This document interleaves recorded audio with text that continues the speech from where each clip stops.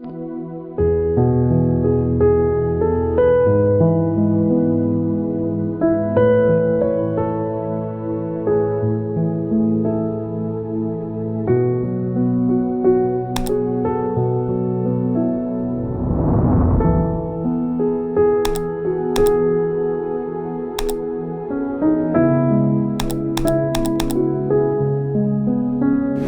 día hermoso aquí en Cochabamba. Tengo la esperanza de avanzar este día 3 lecciones que de manera general son el fundamento para la adoración, especialmente en lo que está relacionado con la teología del pacto. Y mañana veremos los elementos de la adoración. Así que vamos a hablar mañana de la liturgia desde el inicio hasta el final. En la lección número 3 veremos cuál es el propósito de la adoración. ¿Qué es el propósito de la reunión del pueblo de Dios cuando se juntan? Si tú preguntas a algún pastor o a diferentes personas que asisten a la iglesia, puedes obtener diferentes tipos de respuestas. Algunos dirían que el propósito principal del servicio de adoración es evangelístico. En otras palabras, alcanzar a los incrédulos a través de nuestros servicios. Otros dirían que el propósito principal del servicio de adoración es la enseñanza, enseñar claramente la verdad de Dios. Otros dirían que el propósito principal es la experiencia.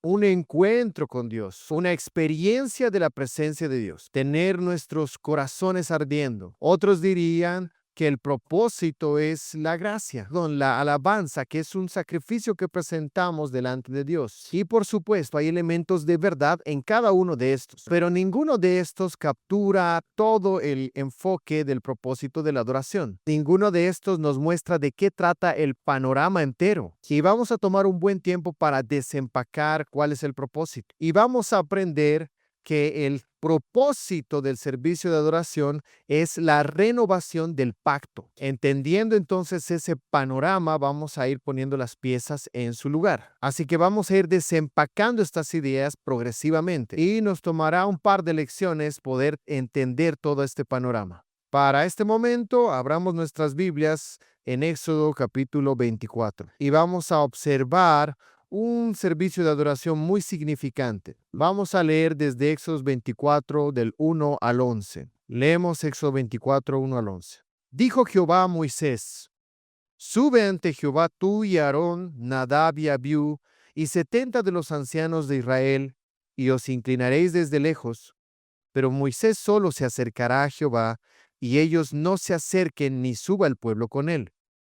Y Moisés vino y contó al pueblo todas las palabras de Jehová y todas las leyes, y todo el pueblo respondió a una voz y dijo: Haremos todas las palabras que Jehová ha dicho. Y Moisés escribió todas las palabras de Jehová, y levantándose de mañana edificó un altar al pie del monte y 12 columnas según las 12 tribus de Israel. Y envió jóvenes de los hijos de Israel, los cuales ofrecieron holocaustos y becerros como sacrificios de paz a Jehová. Y Moisés tomó la mitad de la sangre y la puso en tazones, y esparció la otra mitad de la sangre sobre el altar. Y tomó el libro del pacto y lo leyó a oídos del pueblo, el cual dijo: Haremos todas las cosas que Jehová ha dicho, y obedeceremos. Entonces Moisés tomó la sangre y roció sobre el pueblo, y dijo: He aquí la sangre del pacto que Jehová ha hecho con vosotros sobre todas estas cosas. Y subieron Moisés y Aarón, Nadab y Abiú y 70 de los ancianos de Israel, y vieron al Dios de Israel, y había debajo de sus pies como un embaldosado de zafiro, semejante al cielo cuando está sereno. Mas no extendió su mano sobre los príncipes de los hijos de Israel, y vieron a Dios y comieron y bebieron. Entonces Jehová dijo a Moisés: Muy bien, ahora recordemos el contexto de este servicio de adoración. Recordemos que en un inicio Jacob y su familia descendieron a Egipto por comida y fueron luego esclavizados en Egipto por 400 años. Luego el Señor escucha su clamor y envía a un Salvador. Y cuando el Señor habla a Moisés, Él le dijo que debía llevar al pueblo a la montaña donde Él le mostraría para que le adoren. Así que, ¿cuál básicamente fue el mensaje de Moisés para el faraón? Es: deja ir a mi pueblo. Pero no es todo.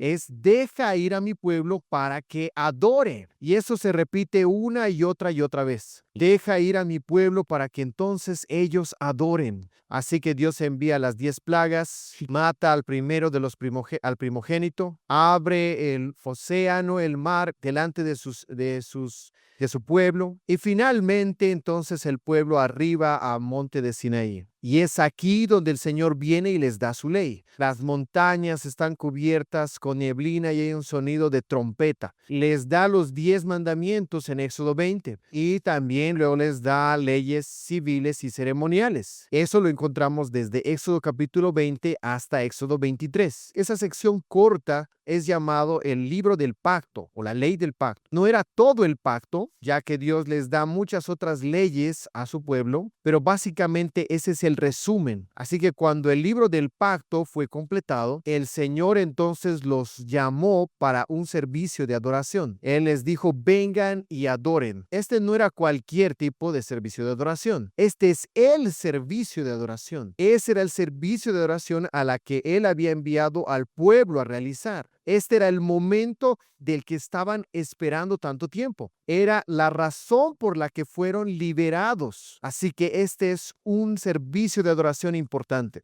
Así que es importante lo que nosotros podamos aprender de él. Así que ¿quién está ahí en este servicio de adoración? Está Moisés, Aarón, Nadab y Abiú, y también están 70 ancianos de Israel. Y en el pasaje, cuando habla del pueblo, quiere decir que los ancianos representaban a todo el pueblo. Así que este servicio de adoración debemos recordar que no era el pacto, era más bien una respuesta al pacto que Dios ya había hecho con ellos. Aquí lo que vemos es que Moisés y los ancianos reafirman el pacto. Ellos escuchan la palabra y tienen también los sacrificios. Y eso es lo que es llamado adoración.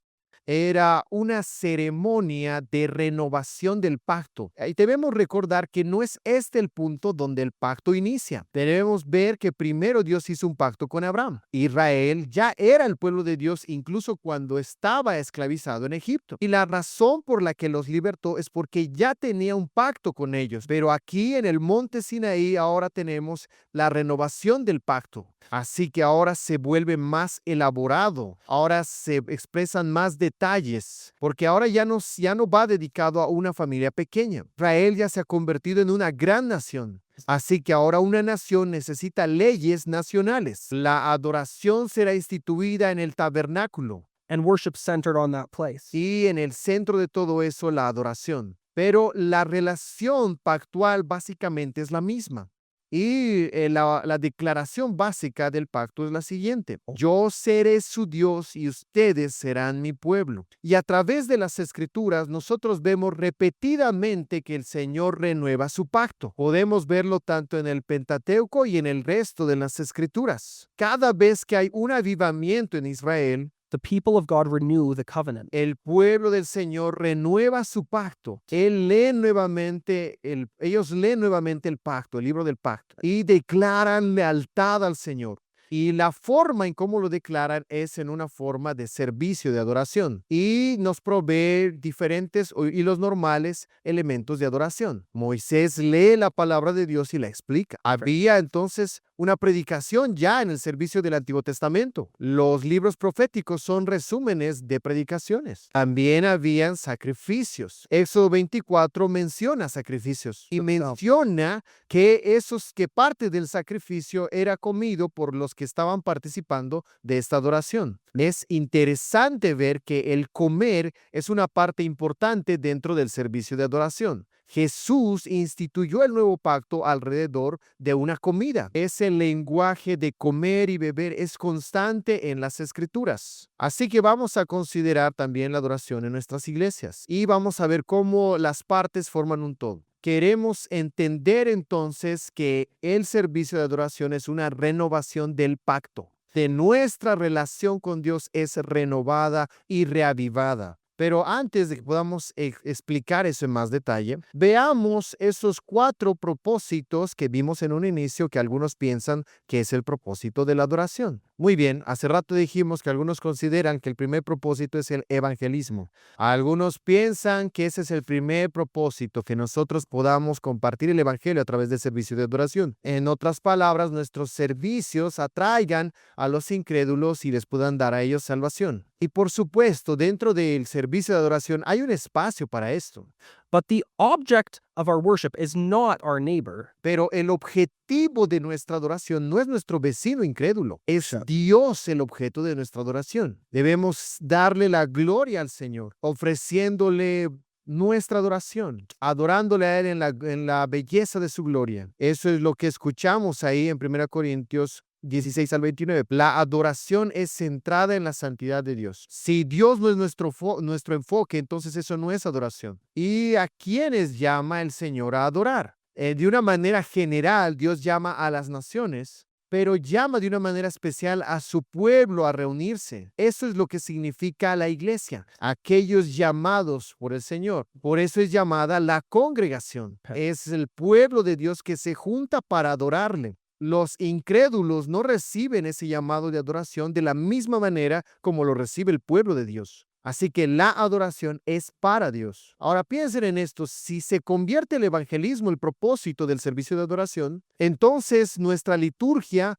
va a basarse en lo que es más efectivo para evangelizarnos. Ya hemos hablado de eso el día de ayer. Vamos a intentar que la adoración no sea aburrida y que sea relevante. Y vamos a tratar de que sea muy sencillo, tratando de enfocarnos en el entretenimiento. Y entonces el servicio de adoración va a ser juzgado por los resultados que obtenga. ¿Es acaso la marca por la que debería ser evaluada nuestro servicio de adoración? ¿Sería un fracaso nuestro servicio de adoración entonces si nadie viene en fe a Cristo? Pero Dios todavía, Él debe ser adorado, incluso independientemente de los efectos de ese servicio. Así que si el evangelismo no es el punto del servicio, ¿en qué maneras podemos pensar que el evangelismo puede estar incluido dentro de nuestro servicio de adoración? Porque por supuesto queremos que nuestro servicio tenga también ese efecto evangelístico. Así que pensemos un poco en cómo nuestros servicios están orientados en ese sentido. Si tan solo consideramos la palabra predicación, la idea básica de la predicación es proclamar el evangelio. Así que cuando hay una verdadera predicación, el evangelio es proclamado. Eso es evangelismo. En las escrituras, la palabra evangelismo casi siempre está relacionada a la predicación. Es una predicación pública del evangelio. Así que en ese sentido nuestros servicios son evangelísticos, pero no quiere decir que lo vamos a comprimir como para que esté en una caja. Algunos llegan a decir que los sermones deberían terminar de cierto modo, de tal modo que deberíamos dar un resumen del evangelio y llamar a las personas al arrepentimiento y fe, de tal modo de que si tú no finalizas de esa manera, tú no estás predicándoles a ellos. Pero eso es perder de vista que el mensaje de Dios es mucho más grande. Todo nuestro servicio de adoración refleja el evangelio. Cuando nosotros alabamos, estamos proclamando la santidad de Dios. Cuando confesamos nuestro pecado, estamos reconociendo nuestra necesidad. Cuando nosotros oramos, reconocemos que Dios es nuestra ayuda. Cuando ponemos atención a la palabra, declaramos que nosotros debemos oír y obedecer la palabra de Dios. Podríamos decir entonces que hay muchas maneras como el evangelio se manifiesta. Por ejemplo, al venir nosotros aquí a Bolivia, pasamos a través de diferentes aeropuertos y hay diferentes caminos, diferentes rutas. Hay diferentes lugares a las que las personas están dirigiéndose. Y lo mismo sucede con el evangelio. Hay diferentes rutas del evangelio y el Señor puede alcanzar a las personas a través de diferentes avenidas, que incluso el lenguaje de las escrituras nos dice eso. A veces el evangelio es llamado el evangelio de Dios y las personas llegan a una convicción al entender quién es Dios. A veces es llamado el evangelio del arrepentimiento. Y el mensaje es entonces al volverse de sus pecados. A veces es llamado también como el evangelio de la paz. Y el mensaje que lleva a los incrédulos es de estar en paz con Dios. Así que el evangelio es como un diamante precioso de diferentes ángulos. Y todos esos aspectos bellos del glorioso evangelio de Dios pueden ser atractivos para llamar a los incrédulos.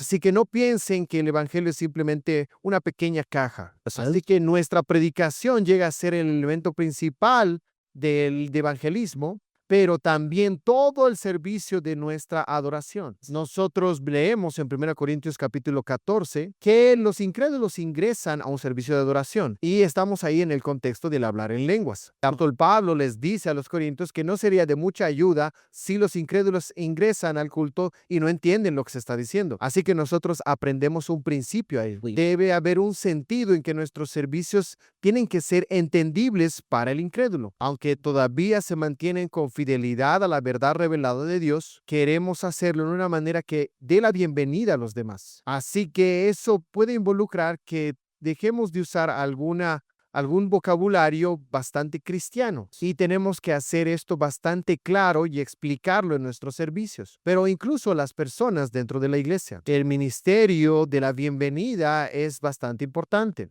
El poder saludar es importante. Poder hacerles sentir a aquellos que son incrédulos que son bienvenidos. Así que pensando en una iglesia evangelística, quiero darles algunos puntos para el evangelismo. El evangelismo es algo que todos podemos hacer, porque muchas veces cuando pensamos en el evangelismo nos da miedo. A veces solamente pensamos que se trata de predicar en la esquina o tratar de darle el evangelio a cada persona que está en un restaurante. Pero les voy a dar aquí 4 puntos que son evangelísticos sencillos. El primero es invite. Las estadísticas son bastante claras en esto. El primer paso en cómo muchas personas llegaron a ser convertidas es porque fueron invitadas a la iglesia. Casi el 90% de las personas llegaron a la iglesia porque fueron invitadas. Y una invitación se da en relaciones que ya tenemos, por lo que no nos debería dar tanto miedo invitar a alguien al servicio de oración, o a un estudio bíblico o a un evento especial. Así que cultivemos una cultura de invitar a otros dentro de nuestra iglesia. Así que inviten. Segundo, presenten. Es importante saber cómo presentarnos a otras personas. Cuando un incrédulo viene a la iglesia y nadie se presenta a él, eso les deja con un mal sabor.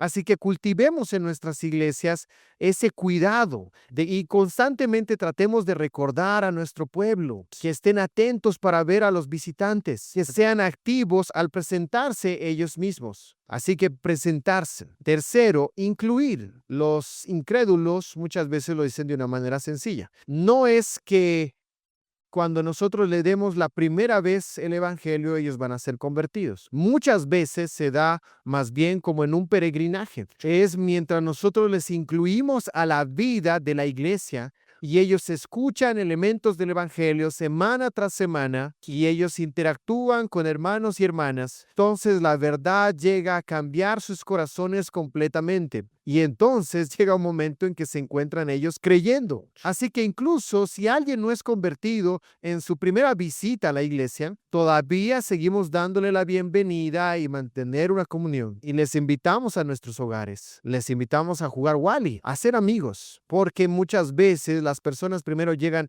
a pertenecer antes de creer. No es que nosotros ponemos nuestras manos ahí como una barrera y les decimos, primero cree y luego vas a pertenecer. Nosotros les decimos, sí, te amamos. Queremos tener una relación contigo. Queremos hablarte y orar por ti.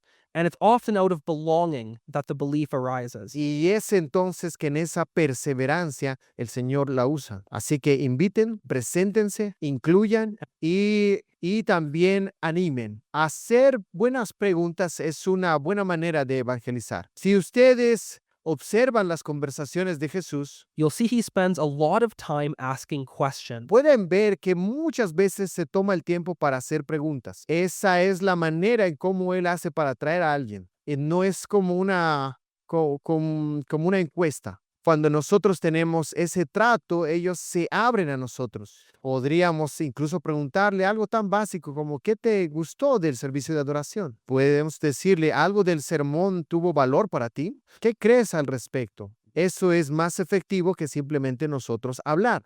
porque eso nos ayuda a ver dónde están esos puntos claves en su corazón. And so, with those things, Así que con esas cosas todos nosotros las podemos hacer. Y de ese modo entonces nuestra iglesia puede estar orientada también en alcanzar a los de afuera. Consideremos la enseñanza. Algunos dicen que el propósito de la adoración es educar a las personas en la palabra de Dios. Este con frecuencia es el énfasis en las iglesias reformadas. Por supuesto, la lectura de la palabra de Dios es muy importante y proclamar la palabra de Dios siempre ha sido parte del servicio de adoración. Incluso como hemos visto en Éxodo capítulo 24, 2 veces se nos dijo que Moisés leyó la palabra de Dios al pueblo, porque es la palabra de Dios que nos transforma. Pero la Biblia no nos dice que solamente la enseñanza sea el único propósito del servicio de adoración. También enfatiza otros elementos en la adoración: el cantar, el traer ofrendas. El Señor llamó al templo como la casa de la oración. Piensen un momento sobre Apocalipsis 4 y 5, aquellos servicios de adoración que vemos en el cielo.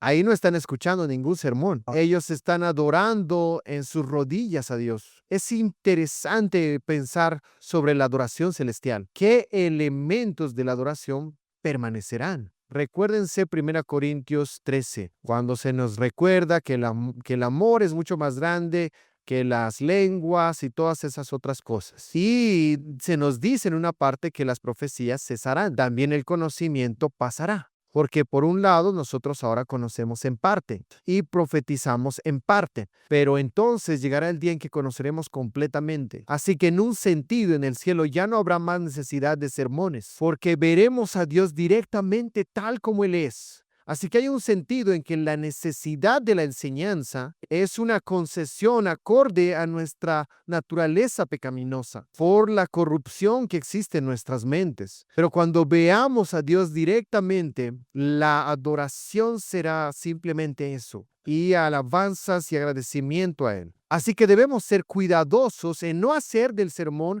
la parte más esencial de todo el servicio de adoración. A veces pensamos que todo lo que sucede antes del sermón no es importante. Es como algo preparativo. Pero cada elemento dentro de la adoración es importante. Ellos tienen valor en sí mismo. Así que la enseñanza y la predicación, por supuesto, son importantes, pero no son los únicos elementos importantes. Ellos nos guían a algo más. A veces es sorprendente esto para nosotros, especialmente cuando nosotros hemos llegado a amar la predicación. Especialmente si tú vienes de un trasfondo donde la predicación era débil y no bíblica. Tú te sientes sobrepasado por escuchar una buena predicación. Pero no queremos que solamente sea el sermón lo más importante de todo el servicio de adoración. Es un servicio primariamente de adoración, no primariamente de enseñanza. Esto es importante para nosotros incluso cuando vamos a la iglesia. A veces las personas hacen esta pregunta después del servicio de adoración. Ellos se preguntan, ¿cómo estuvo el servicio de adoración hoy? Y la respuesta usualmente es algo como lo que sigue. Estaba muy bueno, aprendí bastante. Oh, sí, estuvo bueno. Y esto es basado en nuestra experiencia. Muchas veces pensamos que lo primario en el servicio es la enseñanza. Así que el propósito del servicio de adoración no es especialmente aprender algo nuevo. Y cuanto más aprendas, entonces menos aprenderás algo en un sermón. Si nosotros basamos o calificamos un servicio en base en lo que nosotros hemos aprendido, nuestra perspectiva no está en el lugar correcto. Porque la adoración no se califica como buena o mala en tanto de lo que nosotros hemos recibido, más bien cuánto hemos puesto nosotros en él. Porque el propósito es que Dios sea adorado. Así que les cuento algo, mi esposa y yo nos hemos hecho una pregunta nueva cuando finaliza nuestro servicio de adoración. En vez de preguntar ¿cómo estuvo el servicio que te gustó? La pregunta es, ¿adoraste? ¿Adoraste? ¿Tú adoraste? Incluso aunque el sermón no haya sido tan bueno, tal vez no hemos aprendido algo nuevo, pero ¿honraste a Dios al poner atención a su palabra? Porque si lo hiciste, Dios fue glorificado en ese acto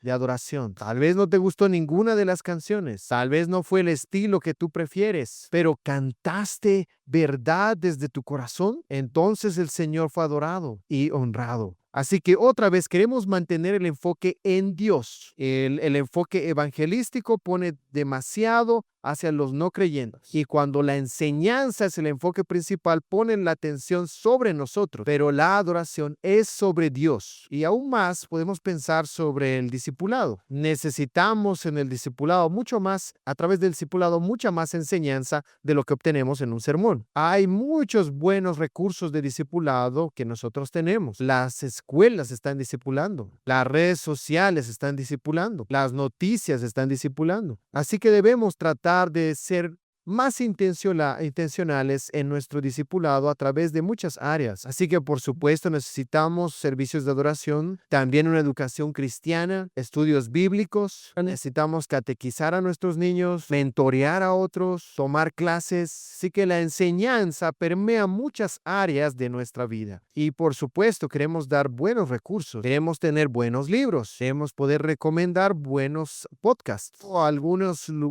websites confiables. Porque hay tanto, por otro lado, en el mundo que está deformando a nuestro pueblo, que nosotros debemos trabajar duro para conformarnos a la imagen de Cristo. Otro de los propósitos, algunos piensan que un sermón se trata simplemente de enseñar, y a veces la predicación suena más como un comentario, y ese tipo de predicación solamente alcanza a la mente, pero la predicación también apunta a alcanzar el corazón y a alcanzar las manos. Así que en nuestra predicación, por supuesto, tiene que haber una enseñanza dirigida a la mente, pero también tiene que apuntar, animarnos al corazón y llamarnos a la obediencia. Así que la enseñanza muchas veces es llamada en las Escrituras como exhortación. El apóstol Pablo le dice a Timoteo, él les dice, estas cosas enséñalas y exhorta. Así que la buena predicación es una mezcla de enseñanza y exhortación. Eso quiere decir, por un lado, que explicamos la palabra de Dios y también aplicamos la palabra de Dios. Algunos pastores dicen, no debemos preocuparnos de la aplicación. Permitamos que el Espíritu Santo haga la aplicación. Pero si tú miras las Escrituras en sí mismas, siempre vemos ahí una enseñanza y una aplicación. Piensen, por ejemplo, en el libro de Efesios, capítulos 1, 2 y 3, enseñándonos sobre la salvación. Y capítulos 4 al 6, cómo debemos vivir a la luz de esa salvación que tenemos. Puritanos tenían un término para eso. Ellos lo llamaban la predicación experimental o experiencial. Eso quería decir que la predicación tenía que alcanzar a toda la persona y tenía que apuntar a una experiencia cristiana que parta de una convicción del pecado, de un amor por Cristo. La predicación no tendría que ser algo seco, no solamente tendría que ser algo interesante, debe ser algo que nos eleve. John Piper dice que la predicación tendría que ser una exultación, una predicación expositiva exultante. Así que, por supuesto, nosotros predicamos expositivamente, pero debe llevarnos a exaltar a nuestro Salvador. Así que tengamos la enseñanza de manera correcta. De hecho, Jonathan Edwards también dijo algo interesante sobre la predicación. Cuando yo escucho un sermón que me mueve, lo que queda conmigo no es necesariamente el contenido que yo me recuerdo, pero la impresión que se quedó en mi alma. Y a veces podemos pensar en experiencias así en nuestra propia vida. Cuando te acuerdas de un sermón y te das cuenta que estás perdido delante de un gran Dios santo y lo ves ahí en esa gloria celestial. Nuestros afectos, la parte más difícil de alcanzar. Muchas veces nosotros no somos negativos a los sentidos. Así que en todo ese trabajo de preparación del sermón, a veces estamos perdiendo alcanzar el corazón. Debe ser ahí donde debemos llevar a sus corazones a que se deleiten en la verdad. Es por eso que John Piper lo define de esa manera. De una exposición expositiva y una exultación. Cuando entendemos la importancia de la adoración corporativa, qué tan especial es, queremos poner a un lado todas las distracciones que podamos, porque en el corazón mismo de la adoración hay una tensión. Esa tensión es la manera en la que nosotros adoramos. La atención, perdón, es el recurso más valioso. Y donde nuestra atención esté dirigida, eso nos va a mostrar lo que vale más para nosotros. Así que si tú estás teniendo conversaciones y me estás hablando y yo estoy mirando por otros lados, mirando mi reloj, yo estoy deshonrándote si tú estoy mostrándote valor porque mi atención no está en ti. Así que en un sentido, nosotros podríamos decir que la adoración es simplemente poner atención a Dios. Piensa en esa frase, poner atención. Nosotros estamos poniendo una atención en algo, estamos enfocándonos. Y Dios merece la mejor de nuestra atención. Y queremos darle nuestra atención de muchas maneras. Queremos darle nuestra primera atención al inicio del día, pero Él nos ha dado un día especial para que nosotros lo atendamos en la semana. El día del Señor es un día donde debemos poner atención extra. Y la adoración corporativa debe requerir, demandar de nosotros nuestra mayor atención. Así que tanto como sea posible, conociendo la debilidad de nuestra carne, queremos hacer todo lo que podamos para mantener nuestra atención en Dios. Y tal vez mientras nosotros vamos teniendo más valor sobre esto, otros también lo adquieran. Sé que los domingos, algunos hermanos dejan sus celulares en su casa, de tal modo que dicen, no quiero ninguna distracción o tentación. Otro punto es venir en punto al servicio de adoración. No quiero yo distraer a otros de la adoración. Y hacemos todo lo que podemos para mantener nuestro enfoque. Si alguien viene tarde y hay una distracción, así que tal vez es mucho mejor que tú te sientes adelante y haz lo que puedas para mantenerte atento.